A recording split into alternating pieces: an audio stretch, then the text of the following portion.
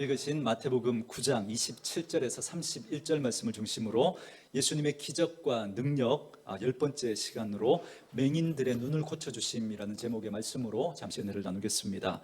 오늘 본문에는 앞을 보지 못하는 두 사람이 등장합니다. 이 두 분의 맹인이 예수님을 만나서 그 눈을 고침받게 되는 아주 간단한 이야기인데요, 예수님을 따라가면서 그 예수님의 은혜를 구하는 그 과정에 좀 집중을 할 필요가 있습니다. 이 두 맹인에게 예수님께서 이런 질문을 합니다. 28절인데요 우리 같이 한번 읽어볼까요? 28절 있습니다. 시작. 예수께서 집에 들어가심에 맹인들이 그에게 나오거늘 예수께서 이르시되 내가 능히 이 일 할 줄을 믿느냐 대답하되 주여 그러하오이다 하니 아멘. 예수님께서 그들에게 뭘 물으시느냐면 내가 능히 이 일 할 줄을 믿느냐라고 하면서 뭘 물으시죠? 믿음을 물으십니다. 믿음을. 그래서 저희들이 주목할 건 이겁니다. 이 예수님의 물음이 믿음이라는 거예요. 이게 아주 다행스러운 것이기도 하면서 이게 참 또 어려운 질문일 수도 있습니다.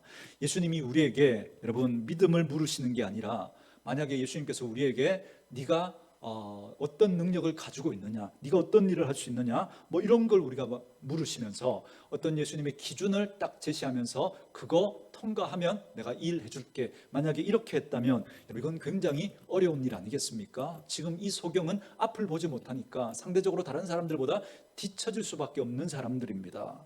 그런데 이들에게 만약에 그런 네가 할 수 있는 걸 물으면서 그걸 하면 내가 이거 해줄게 라고 했다면 이건 아주 어려운 문제가 되겠죠.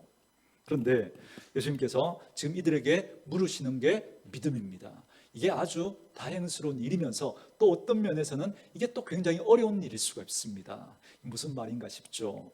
여러분, 너희가 가지고 있는 지식이 얼마냐, 네가 가지고 있는 지혜가 얼만큼이냐, 네가 할 수 있는 능력이 얼만큼이냐, 그러면 이건 굉장히 어려운 질문일 수 있지만, 그러나 또 어떤 사람들에게는 보여줄 게 많고 내가 할 수 있는 게 많은 사람들에게는 이거는 나를 드러낼 수 있는 기회가 될 수 있겠지 않습니까? 쉬운 일일 수 있겠죠. 그러나 이 맹인처럼 이런 분들, 또 오늘 저와 여러분들 같은 그죠? 이런 분들에게는 굉장히 어려운 질문이 될 수 있습니다. 그런데 믿음을 물으시는 거예요. 그런데 이 믿음도 쉬운 일일 수 있지만 또 어려운 일일 수 있습니다.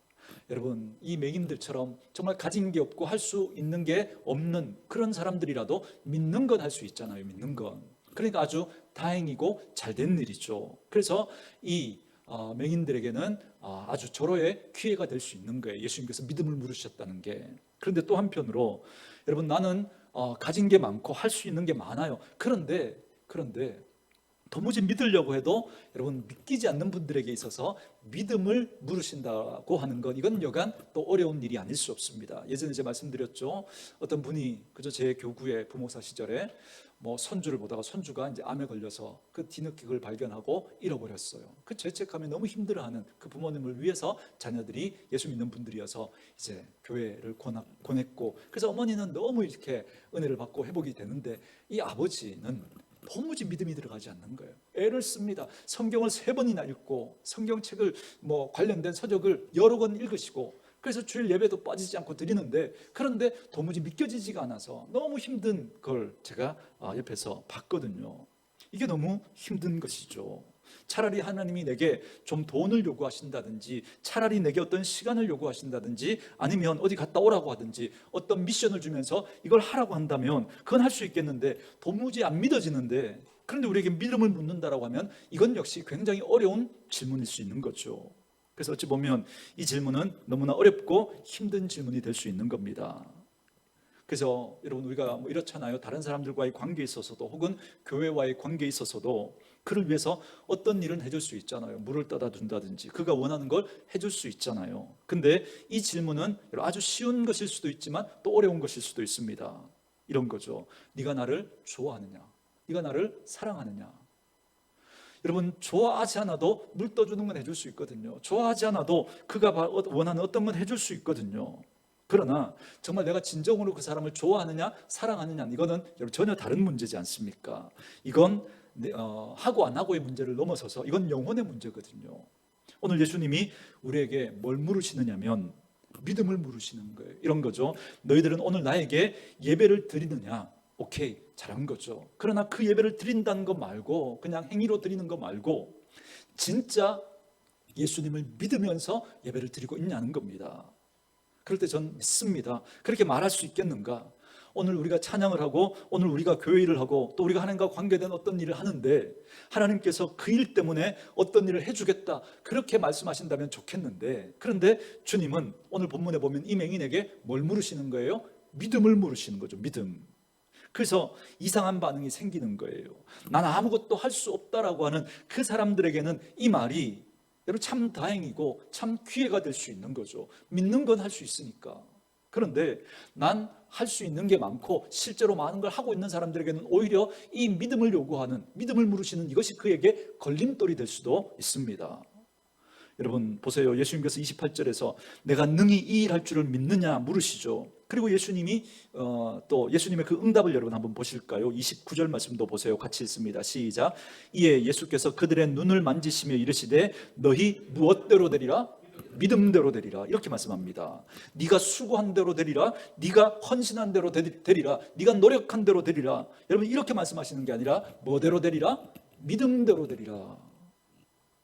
그러니까 오늘도 저와 여러분들에게 변화의 시작은, 여러분들의 새로운 태도의 시작은 어디에서부터 시작됐느냐면 내가 무엇을 했는가, 내가 뭘 하고 있는가, 이게 아닌 거예요. 이게 진짜 우리의 변화의 시작은 내가 정말 그 주님을 진실로 믿고 있는가, 그 주님을 진짜 나는 신뢰하고 있는가, 여기에서부터 시작되는 거예요. 이게 우리의 믿음의 진짜 문제거든요. 그래서 오늘 본문은 단순히 예수님께서 맹인을 고치셨다라고 하는, 예수님께서 기적을 행하시는 분이다라고 하는, 그죠? 거기에서 그치는 게 아니라 오늘 이 본문에서 예수님께서 이 두 맹인을 고치시는 과정을 통해서 그들이 가지고 있었던 믿음이 어떻게 표현되고 있는가, 이걸 보면서 나는 과연 그 주님에 대해서 어떤 태도와 자세를 가지고 있는가, 내 믿음은 과연 어떤 믿음인가, 이걸 한번 점검해 보시고 우리의 믿음의 이야기를 함께 좀 이야기하려고 하는 겁니다. 첫 번째 말씀은 이겁니다. 27절 말씀을 우리 같이 한번 읽을까요? 27절 같이 읽습니다. 시작. 예수께서 거기에서 떠나가실새 두 맹인이 따라오며 소리질러 이르되 다윗의 자손이여 우리를 불쌍히 여기소서 하더니 아멘. 첫 번째 믿음이라는 건 뭐냐면 한번 따라하겠습니다. 믿음은 예수님께 집중하는 것입니다. 여러분 27절 말씀을 아주 쉽게 우리가 읽고 넘어가기 쉽지만, 그러나 여러분 한번 잘 생각해 보세요. 이렇게 말씀하시죠. 예수께서 거기서 떠나가실새 이렇게 말하죠. 여러분 여기 떠나가신다라고 하는 이 표현, 예수님이 지금 이동하고 계신다는 거예요. 움직인다는 거잖아요. 근데 이 두 소경은 한계를 가지고 있습니다. 어떤 한계요? 보지 못하는 한계를 가지고 있으니까. 그런데 어떤 사물이 움직이거나 어떤 사람이 여러분 움직인다라고 하는 건 이 한계를 가진 이 맹인들에게는 이 여간 어려운 일이 아닌 것이죠. 자, 27절 표현 이렇게 표현하죠. 예수께서 거기에서 떠나가실 때 두 맹인이 뭐 했다 그래요? 따라오며 그 다음 또 뭐 했다고요? 소리를 질렀다.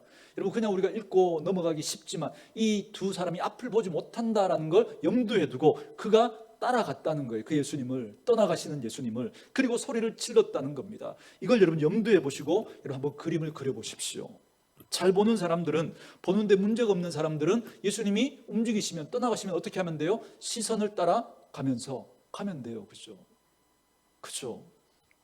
그런데 여러분 오늘 이 두 맹인은 앞을 보지 못하니까 여러분 이분들이 보이지 않는단 말이죠. 그러니까 보이지 않는데 도대체 어떻게 따라갈 수 있겠냐는 거예요. 어떻게 보이지 않는데 그 따라가는 모습이 어땠을 것이며, 그리고 보이지 않으니까 그 소리치는 그 모습이 어땠으며 그 심정이 어땠겠는가, 그걸 염두에 두시고 한번 여러분 이 말씀을 다시 보셔야 됩니다. 아무리 생각해봐도 제가 이 두 소경이 그 예수님을 따라가는 그 모습이 아무리 생각해도 여러분 보기 좋은 모습은 아니었을 것 같아요. 그렇지 않겠습니까? 누가 여러분 도와주지 않으면, 만져주지 않으면 얼굴에 뭐가 묻었는지, 머리가 어떻게 헝클어졌는지, 옷 매무새가 어떻게 됐는지 여러분 알 길이 없는 사람들이거든요. 그러니 이분들이 예수님이 떠나가실 때 그 예수님을 따라갔다라고 하는 그 모습은 암만 생각해봐도 보기 좋은 모습이 아닐 것 같아요.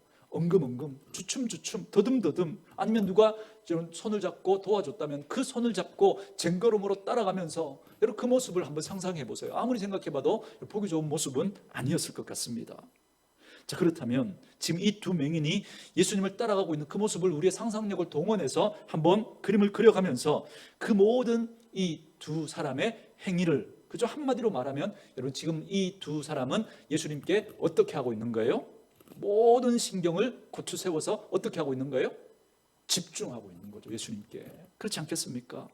보이지 않으니까 그저 소리에 온 신경을 다 쓰고, 자기가 보지 못하니까 다른 감각들을 다 동원해서 지금 예수님이 어디로 가고 있는지, 지금 군중들이 어떻게 지금 또 이렇게 이 소리들이 움직이고 있는지, 그걸 온 신경을 곤두세워서 여러분 따라가지 않았겠습니까?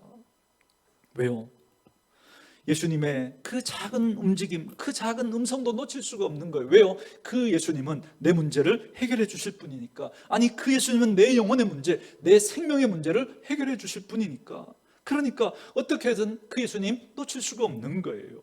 그래서 소리를 지르는 거죠. 그래서 좀 나를 불쌍히 여겨달라고, 나를 좀 주목해달라고, 그래서 소리를 질렀던 거죠. 놓칠 수가 없으니까. 우리는 너무나 쉽게 우리의 시선을 옮겨버리고, 우리는 너무나 쉽게 우리의 몸짓을 그렇게 또 다른 것에 그렇게 옮겨버리지만, 이 두 맹인이 예수님이 떠나가실 때 그 예수님을 따라가는 이 두 맹인은 한치도, 한순간도 그 예수님을 놓칠 수가 없는 거예요. 그 예수님께 온 신경을 곤두세워 집중하고 있는 거죠. 그리고 그 과정에서 다른 사람들에게 자기의 모습이 어떻게 비춰질까, 어떤 모습일까, 어떤 우스꽝스러운 모습일까, 이건 신경 쓰지 않는 거예요. 문제가 되지 않는 겁니다. 그렇다면 우리의 모습을 한번 점검해 보는 겁니다. 저와 여러분에게 이 예배의 시간은, 저와 여러분이 하나님 앞에 찬양하는 시간은, 저와 여러분이 하나님 앞에 기도하고 교회를 섬기는 그 시간은, 저와 여러분들이 어떻게 그렇게 주님의 앞에 우리의 마음을 드리고 있습니까? 어떤 모습입니까? 정말 오늘 이 두 맹인처럼 한순간도 그 주님 놓치지 않겠다라고 하는 그 간절함이, 그 사모함이 우리에게 있습니까? 아니면 우리 너무나 쉽게 그렇게 다른 것에 우리의 마음을 빼앗겨버리고, 그렇게 우리의 생각과 마음들을 다른 곳에 그렇게 넘겨버리는 그런 우리의 모습은 아니냐는 거죠. 그래서 주님이 어디로 가시는지, 주님의 시선을 내가 따라가고 있는지, 주님이 마음이 움직이는 곳에 우리의 마음도 같이 움직이고 있는지, 그리고 주님이 가시는 그 방향으로 우리도 그렇게 방향을 정하고 나아가고 있는지, 그렇게 한번 물어보신다면, 만약에 그렇지 않다면 오늘 이 맹인이 보였던 그 믿음과 우리의 믿음은 좀 차이가 있을 수 있는 겁니다. 그리고 27절 끝부분에 보니까 그렇게 주님을 따라가면서 소리를 질렀는데 뭐라고 그랬다고요? 우리를 불쌍히 여겨 주옵소서. 여러분, 그렇게 소리 지르지 않아도 여러분 그 모습만 봐도 불쌍해요. 그죠? 주춤주춤, 엉금엉금, 더듬더듬 그렇게 주님을 따라가는 그 모습, 여러분 우리가 보지 않아도 상상할 수 있잖아요. 그 옷 매무새가, 그 머리가 여러분 어떤 모습이었겠습니까? 그 모습으로 엉금엉금 더듬더듬 주님을 따라가면서 소리 지르는 그 모습을 여러분 우리가 보면 여러분 불쌍한 마음 들지 않겠습니까? 그런데도 그는 온 신경을 고추세워서 주님이 움직이시는 그 움직임에, 주님이 가시는 그 방향으로 자기도 따라가려고 그래서 마음 쓰고 있는 거예요. 궁금한 거예요. 주님이 지금 어디로 가시는지, 어디를 바라보고 계시는지 알고 싶은 거예요. 오늘 볼 수 있는 저와 여러분은 주님의 시선이 어디로 향하고 있는지 여러분 궁금하십니까? 오늘 볼 수 있는 저와 여러분들은 주님의 마음이 어디에 있는지 여러분 그것이 궁금하십니까? 오늘 볼 수 있는 저와 여러분들은 주님이 계시는 그 방향이 어디인지 여러분 궁금하십니까? 그래서 그 방향을 따라, 그 시선을 따라 그분 옆에 있기 위해서 내가 어떤 모습으로 비춰지든 상관하지 않고 그렇게 주님을 붙드는 그 간절함이 저와 여러분에게는 있냐는 겁니다. 이것이 오늘 여러분 우리의 믿음의 출발점이 되어야 하는 겁니다. 그래서 그들은 소리를 질렀던 거예요. 여러분, 그래서 이분들이 소리를 질러 예수께 나아간 건 공간적으로 그냥 예수님께 나아간 것 이상인 거예요. 지금 이 두 맹인은 자신의 존재를 예수님에게 던지고 있는 겁니다. 그러면서 주님을 따라가고 있는 거예요.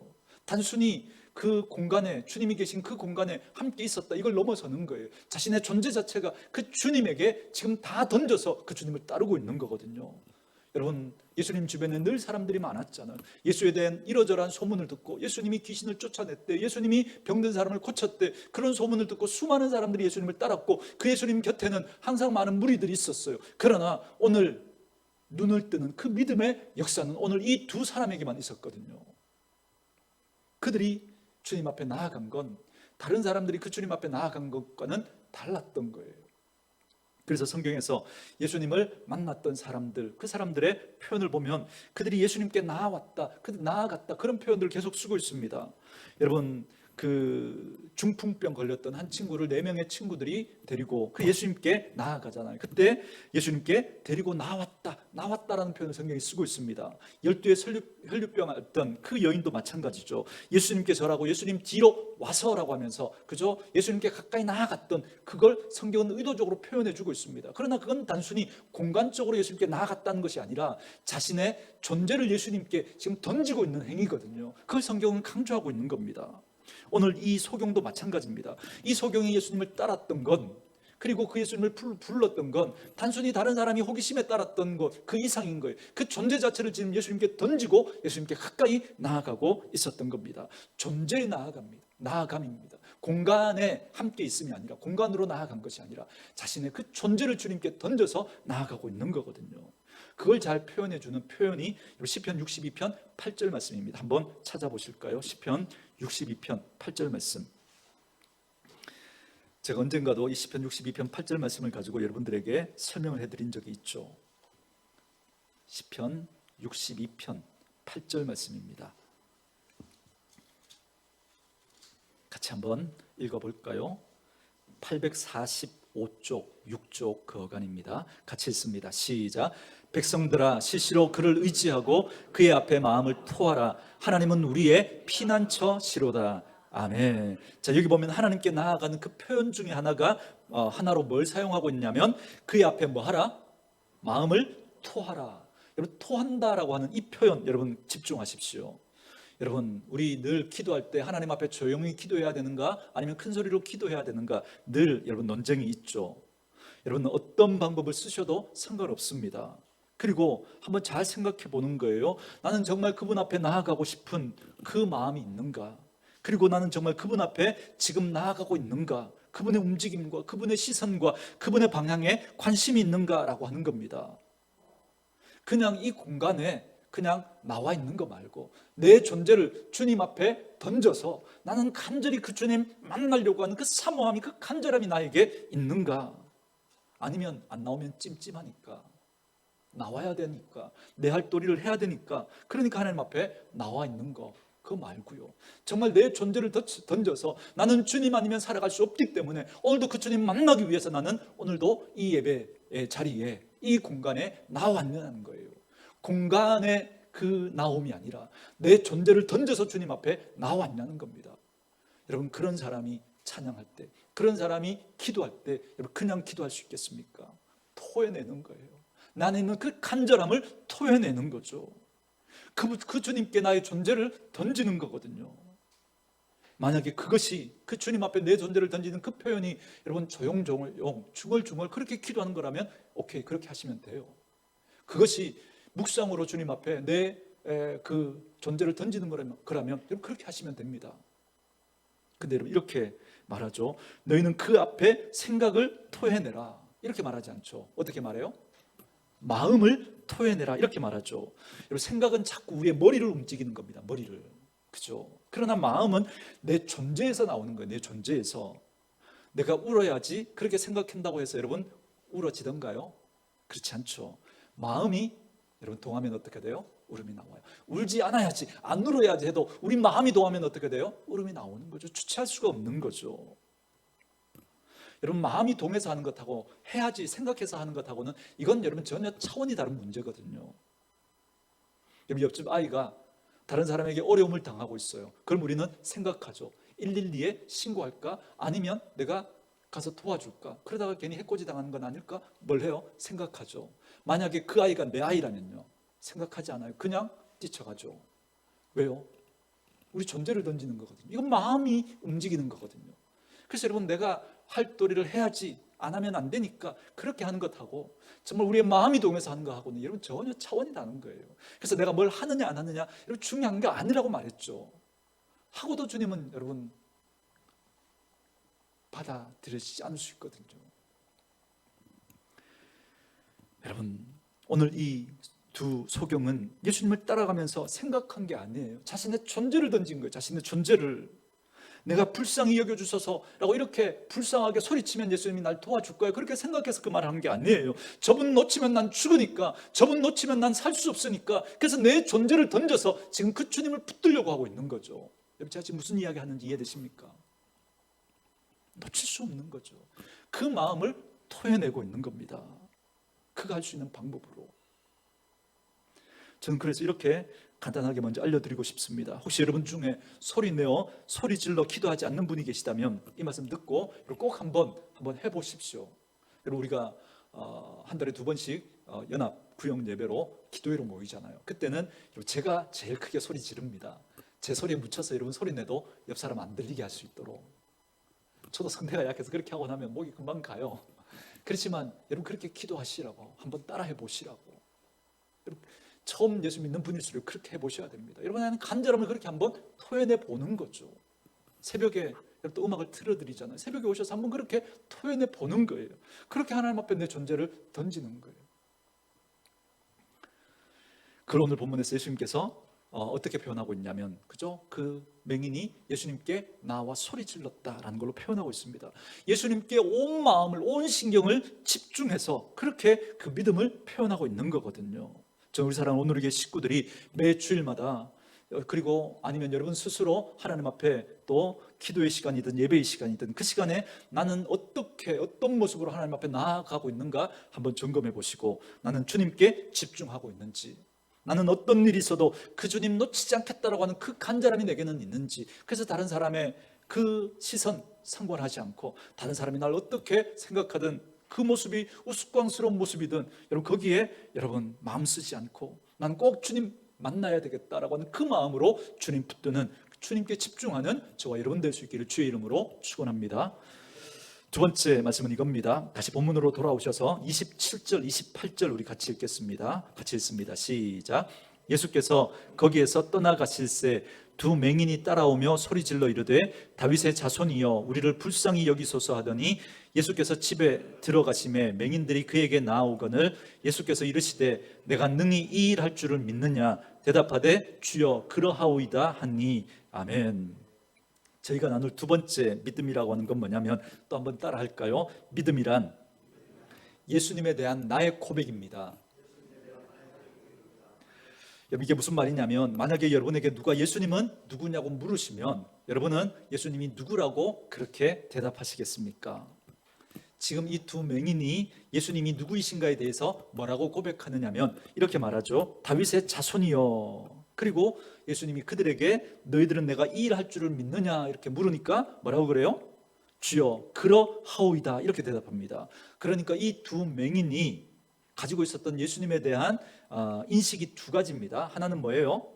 예수님이 누구이신지, 다윗의 자손이라고 대답했으니까 예수님이 누구이신지에 대한 인식이 있었고요. 또 하나, 내가 이 일 할 줄을 믿느냐, 그러니까 믿습니다라고 하니까 예수님이 무슨 일을 할 수 있는가에 대한 믿음을 갖고 있었던 거예요. 그죠? 예수님이 누구신지, 그리고 그 예수님이 어떤 일을 하실 수 있는지, 이 두 가지 믿음이 있었다는 겁니다. 그러니까 내가 예수님께 나아가면 나 고침 받을 거야 라고 하는, 그죠?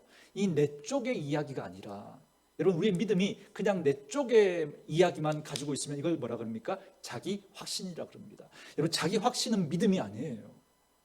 믿음은 우리가 믿는 그 대상이 누구인지, 그분이 내게 무슨 일을 할 수 있는지에 대한 그 분명한 인식을 가지고 있어야 합니다. 그 내용을 가지고, 그 사실을 가지고 있어야 하는 거죠. 그게 없이 그냥 자기 확신만 가지면 그건 맹신이 될 수 있고, 그 믿음은 여러분 아무 의미가 없는 거예요.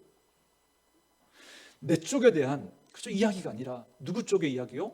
예수님 쪽의 이야기, 그 이야기에 대한 믿음이 필요한 거죠. 하나는 예수님이 누구이신지, 그리고 또 하나는 예수님이 어떤 일을 하실 수 있는지에 대한 바른 인식, 그걸 바르게 믿고 있었다는 겁니다. 여러분 히브리서 11장 6절 말씀 잘 아시죠? 믿음이 없이는 하나님을 기쁘시게 할 수 없나니 하나님께 나아가는 자는 반드시 그가 뭐 하시는 것과 계신 것과 그가 자기를 찾는 자들에게 뭘 주시는 이시요? 상 주시는 이심을 믿어야 할지니라. 두 가지를 이야기하죠. 하나님이 계신 것과 하나님의 존재에 대한 그 믿음, 또 하나 그 하나님이 내게 상 주시는 분, 그 하나님이 내게 뭘 해주실 수 있는가, 거기에 대한 믿음이 분명히 있어야 한다는 겁니다. 우리 한번 점검해 보는 겁니다. 나는 주님 앞에 나아갈 때 주님이 누구이신지에 대한 바른 고백과, 그리고 그 주님이 내게 어떤 일을 해주실 수 있는지에 대한 바른 믿음이, 여러분 바른 고백이 나에게 있는가라고 하는 겁니다. 여러분에게 있습니까? 제가 오늘 강조점을 두려고 하는 건 뭐냐면, 이 두 맹인이 주님을 향해서 다윗의 자손이라고 했던 이 고백이 예수님에 대한 완벽한 고백은 아니거든요. 이 두 분이 여러분 예수님에 대한 성경이 말하는 100점짜리 고백은 아닙니다. 이분이 할 수 있는 그 고백을 그저 그분의 표현으로 한 거예요. 그리고 주님은 그걸 받아 주셨다는 겁니다. 그래서 제가 이제 우리 식구들에게 이렇게 적용해 드리는 겁니다. 나는 내가 가지고 있는 나의 예수님에 대한 나의 고백이 있는가? 나는 내가 믿는 나의 예수님에 대한 나의 고백이 있는가? 다른 사람이 그렇게 말하는 거 말고요, 성경에 기록되어 있는 거 그것 말고요, 그것도 우리가 믿지만 그러나 내가 나의 주님에 대한 나의 고백을 가지고 있냐는 겁니다. 여러분 우리 예전에 예수 나의 기쁨 아멘 그러면 돌아가면서 그저 예수님에 대한 자기 고백들 돌아가면서 그렇게 고백하셨죠. 여러분 그때 여러분은 예수님에 대해서 어떤 고백을 하셨습니까? 그리고 지금 여러분은 그 주님에 대해서 어떻게 고백하고 있습니까? 이걸 여쭤보는 거예요. 여러분에게 하나님은 누구십니까? 하나님이 어떤 분이냐고 누가 물으면 여러분은 그 하나님에 대해서 어떻게 설명해 드릴 수 있겠습니까? 잘 생각해 보면요, 우리는 그 설명만큼 하나님 앞에 예배하고 있는 거고, 그 설명만큼 하나님을 찬양하고 있는 거고, 그 설명만큼 하나님께 기도하고 있는 겁니다. 그렇지 않나요? 아니 목사님 저는 그런 거 생각해 보지 않았는데요. 목사님 전 예수님이 어떤 분인지 잘 모르겠는데요. 여러분 그분이 하나님 앞에 예배한다면 여러분 그 예배가 어찌 예배될 수 있겠습니까? 그 주님이 어떤 분인지도 내가 제대로 모르는데, 그 주님에 대한 나의 고백도 없는데 그냥 다른 사람이 예배하니까 그 종교 생활인 거죠. 예배가 아닌 거죠. 예수님이 어떤 분이신가에 대한 나의 고백, 그 하나님에 대한 그 설명을 내가 할 수 있는 만큼 그만큼 우리는 하나님 앞에 예배하고 하나님을 찬양하고 하나님을 기도하고 있는 거예요. 하나님께. 이 두 명의 맹인은 예수님이 떠나가실 때 그분을 따라가면서 소리 지르며 이렇게 말하죠. 다윗의 자손이여, 다윗의 후예로 메시아로 오실 그가 나를 불쌍히 여겨주시기만 하면 내 이 보지 못하는 문제 해결될 수 있을 거야. 그리고 그죠? 그 믿음으로 그 두 맹인이 그 주님을 따라갔고, 그래서 예수님께서 내가 능히 일할 줄을 믿느냐라고 이야기했을 때 그러하오이다라고 그렇게 그들은 고백했던 것입니다. 그 주님이 나를 분명히 고쳐주실 수 있다고 믿었던 거죠. 이 고백이 우리에게 있느냐는 거예요. 이 고백이. 저는 우리 식구들도 그랬으면 좋겠습니다. 맞아요. 다른 사람과 조금 다를 수 있어요. 우리의 고백이. 다른 사람이 하나님 앞에 원하는 것과 우리의 원하는 것이 다를 수 있습니다. 상황이 다 다르니까. 그러나 다른 사람이 어떻게 고백하든 무엇을 구하든 나는 나의 주님에 대하여서 어떤 고백을 하고 있냐는 거예요. 그리고 나는 그 주님께 뭘 구하고 있느냐는 겁니다. 그리고 그 주님이 그걸 해주실 수 있는 분이라고 믿고 있냐는 거예요.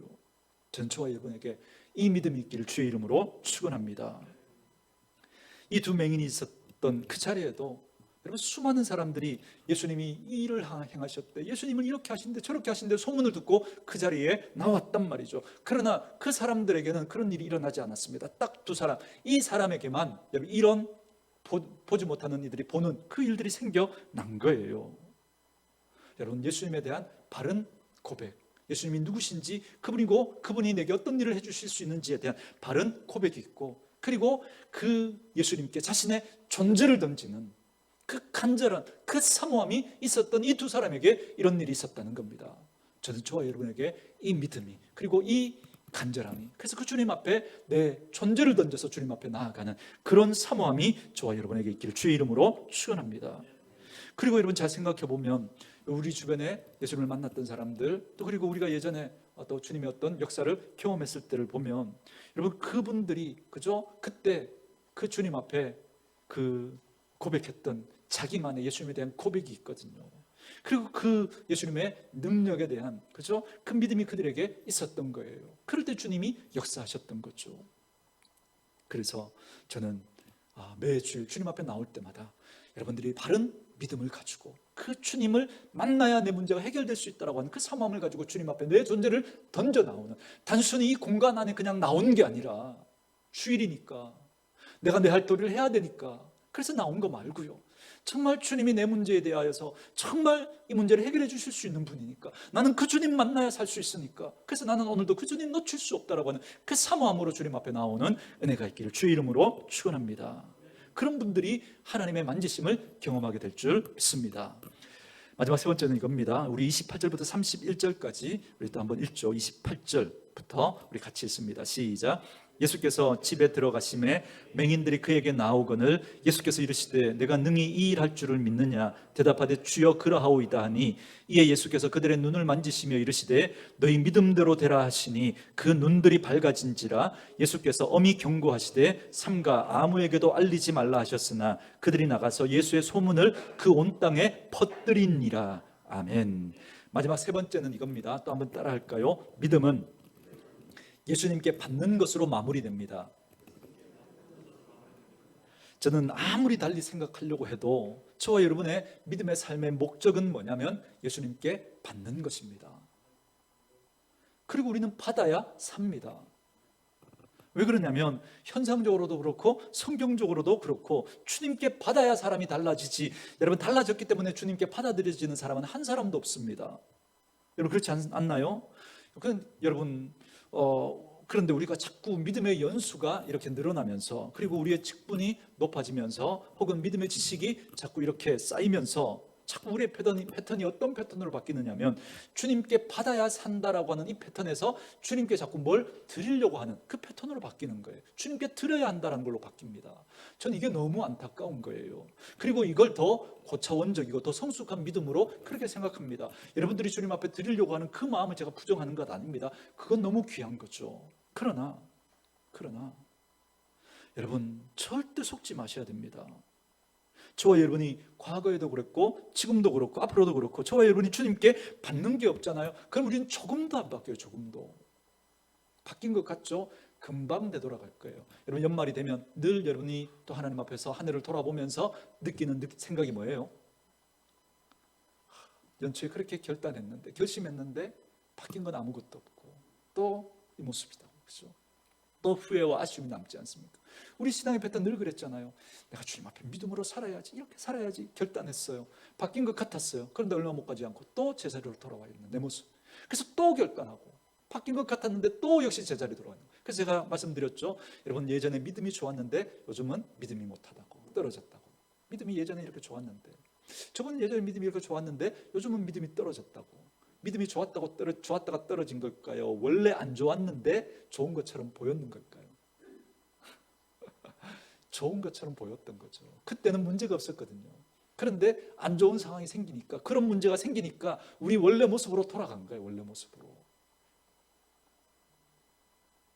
그래서 여러분 여기에서부터 우리를 알고 여기에서부터 자꾸 주님의 은혜가 쌓여져야, 주님의 하신 일이 경험되어져야, 그래야 여러분 우리가 바뀌어질 수 있어요.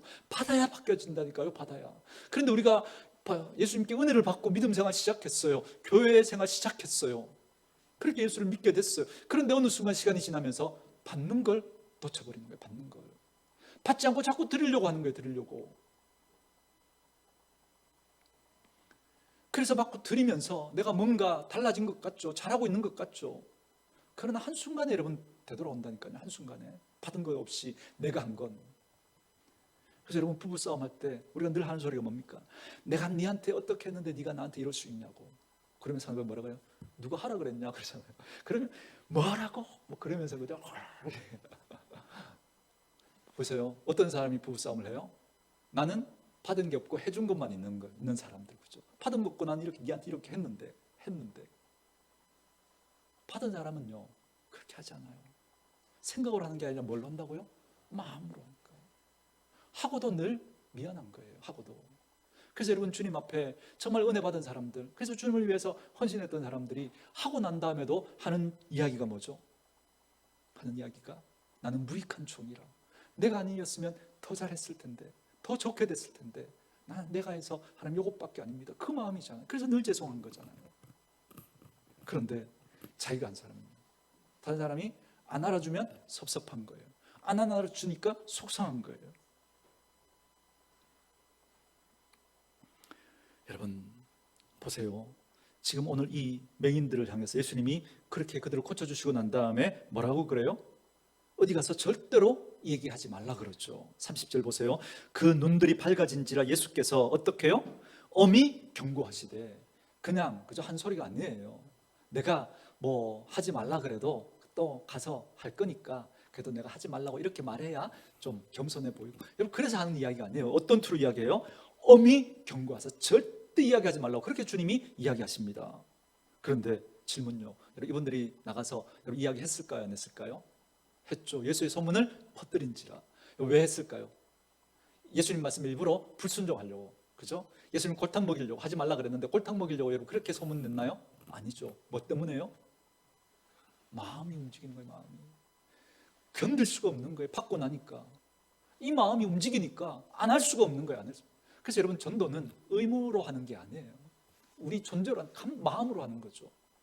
정말 안 하고는 견딜 수 없으니까 하는 거죠. 맞아요. 전도는 해야 돼요. 여러분, 질문요, 전도해야 됩니까, 안 해야 됩니까? 해야 되죠. 여러분, 우리 착하게 살아야 됩니까, 안 착하게 살아야 됩니까? 착하게 살아야죠. 여러분, 우리 순종해야 됩니까, 하지 말아야 됩니까? 순종해야죠. 여러분 아시잖아요. 아시면 그대로 하면 되잖아요. 근데 왜 안 돼요? 왜 안 되죠? 받은 게 없어서 그래요. 여러분, 다른 이유들 다 되죠. 받은 게 없어서 그래요.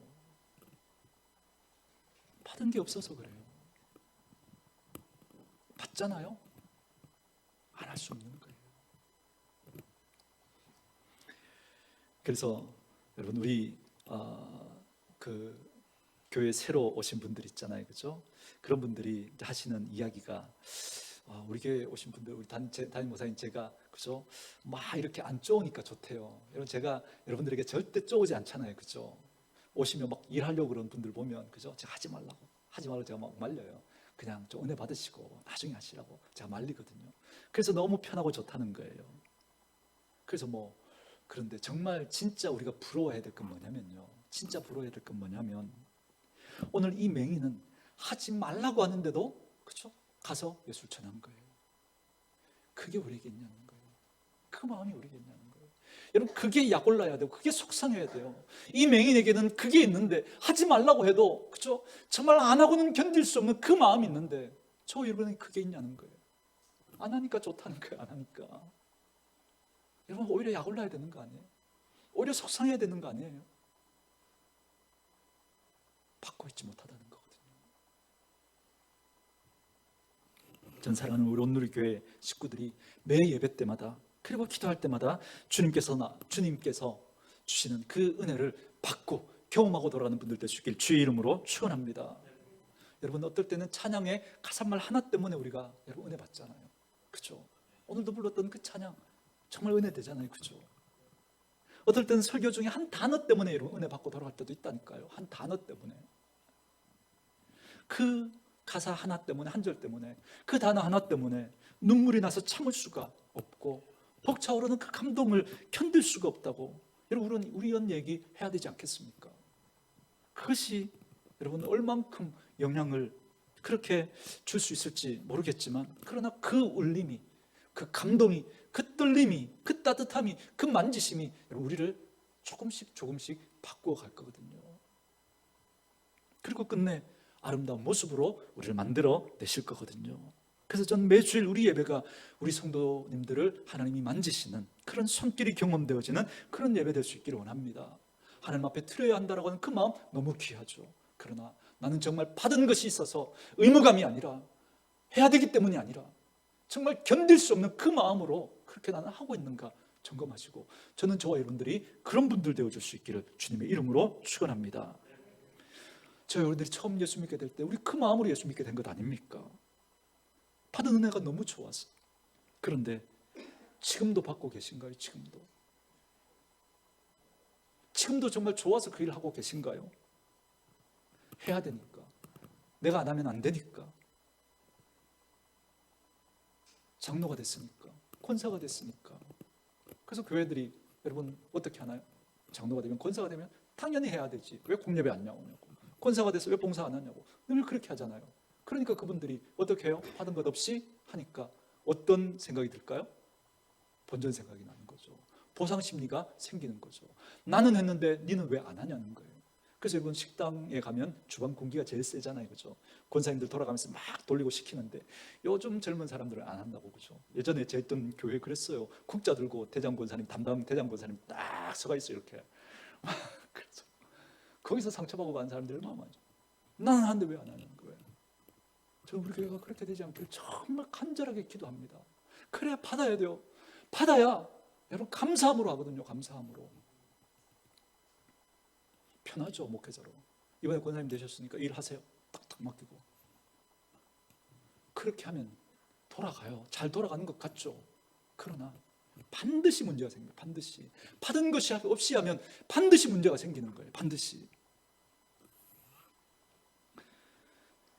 저는 우리 온누리교회 식구들이 주께로부터 오는 은혜와 사랑 꼭 받으시고 주님의 그 기적과 그 능력의 손길을 받으며 살아가는 복이 있기를 바라고, 그래서 저와 여러분들의 말과 생각과 행동이 정말 그래서 주님을 위해서 여러분들이 하는 그 어떤 것들이 의무감이 아니라, 해야 돼서 하는 것이 아니라 감사함으로 여러분의 그 사랑의 고백이고 반응이 될 수 있기를 주님의 이름으로 축원합니다.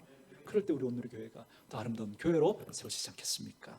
그래서 그 보상 심리를 넘어서는 주님이 사랑하는 그 사랑의 고백으로 우리가 주님 앞에 그렇게 예배하고, 또 여러분이 어떤 일을 섬긴다면 그 마음으로 섬기고 또 헌신하는 분들 될 수 있기를 주의 이름으로 축원합니다.